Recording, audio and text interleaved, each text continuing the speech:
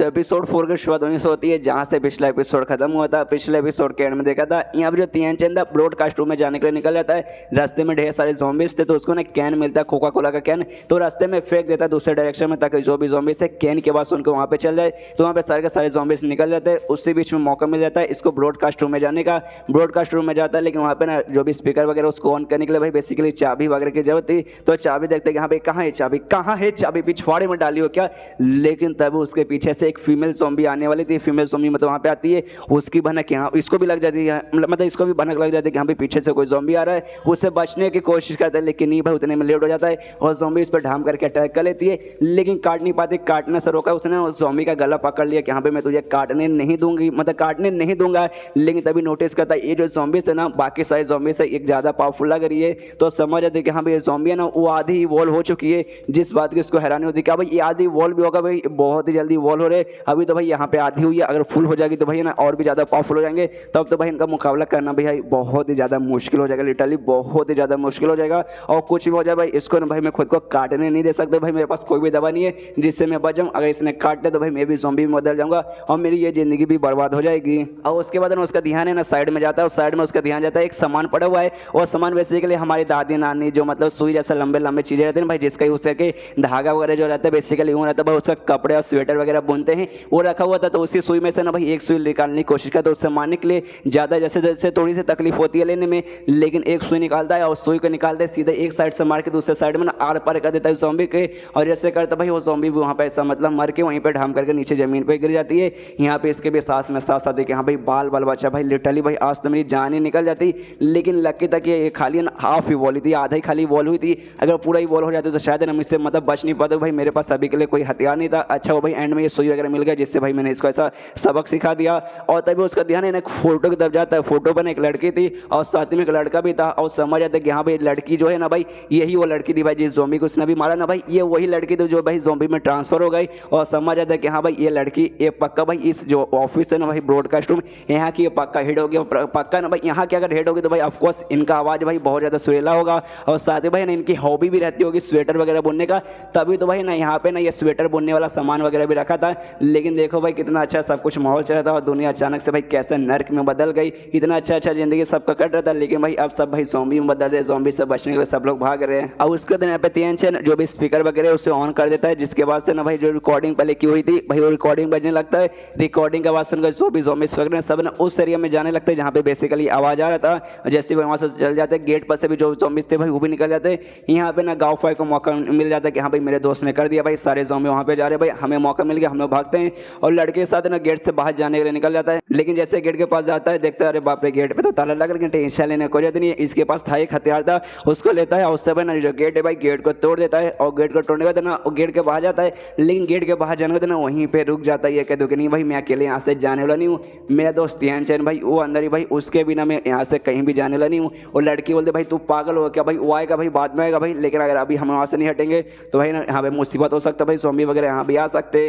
और तभी ना इनको ना गाड़ी की आवाज़ आती है पीछे से। पीछे मुड़ के देखते भाई कहाँ से, तब मालूम चलता भाई एक बस आया है। बस पे कोई आदमी या फिर बोल सकता भाई टीचर था। वो कहते हैं इन दोनों से कि हाँ भाई जल्दी से तुम दोनों जिंदा हो भाई जल्दी से बस के ऊपर आ जाओ। तो लड़की भी ना बस पे जाने को तैयार रहती है और गाँव फौज से कहती है कि हाँ चलो भाई बस आ चुका भाई क्या तुम अभी भी नहीं आना चाहोगे भाई बस भाई हम लोग यहाँ से दूर जा सकते हैं। लिए सुनने होते ना गाँव फौज बोलते नहीं भाई तू जा, लेकिन मैं अपने दोस्त को छोड़ के यहाँ से जाने वाला नहीं हूँ। लेकिन उस लड़की को भाई तियान चंद से कोई मतलब नहीं था भाई वो तो बस पे जाने को तैयार रहती है। बस का जो भी बंदा था जो भी टीचर था वो भी गाँव फौज से कहते गाँव फौज तुम्हारा नाम गाँव है ना भाई मुझे याद है भाई चलो भाई बस पे आ जाओ भाई तुम बस पे आना क्यों नहीं चाहते। तो ये सुने देना गाँव फौज कहते भाई मेरा दोस्त है तियान चंद भाई अभी भी अंदर है भाई उसके बिना मैं कहीं भी यहाँ से जाने वाला नहीं हूँ। और तब यहाँ पे कमीनी लड़की भाई अपना रंग दिखाती है और कहती है उस टीचर से कि हाँ गाँव फौज जिसके लिए रुका है ना भाई तियान चंद भाई मर्डर भाई उसने मेरे आंखों के सामने भाई एक बंदे की भाई उसने जान लिया भाई। वो एक मतलब है ना इंसान नहीं रहा भाई वो एक मॉन्स्टर बन चुका भाई लिटरली वो उसने जान ले लिए।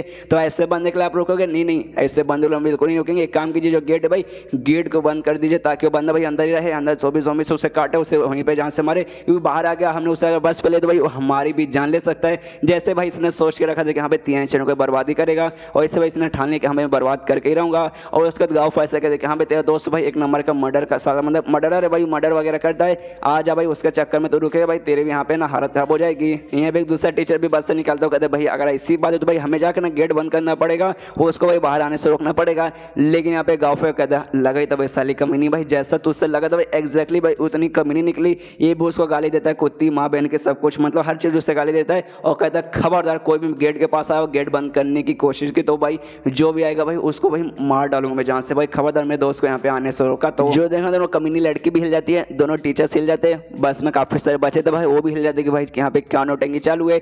लेकिन कोई भी ना गाँव फो कुछ करने नहीं जाता, बस पे आराम से सारे बंदे बैठते और आराम से ना वहाँ से निकल जाते हैं।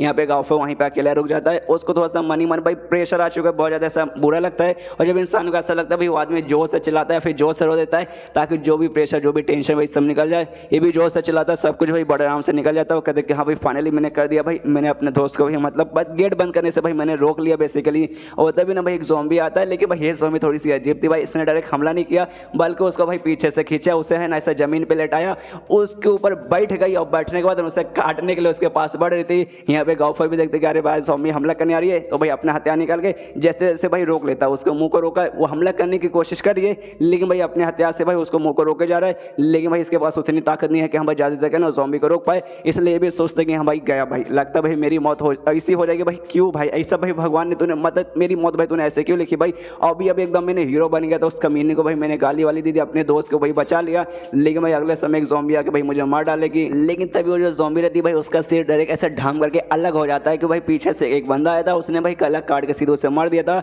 और वो बंदा और को नहीं बल्कि अपना मेन कैरेक्टर भाई वही था भाई, उसने जैसे मारा था भाई अपने दोस्त को हाथ देता कहता भाई उठ जा भाई, बाल वाल बचा भाई, अच्छा हुआ भाई एंड टाइम पे आ गया, नहीं आता तो भाई मुझे मेरा जो इकलौता दोस्त है भाई मैं उससे भी खो देता।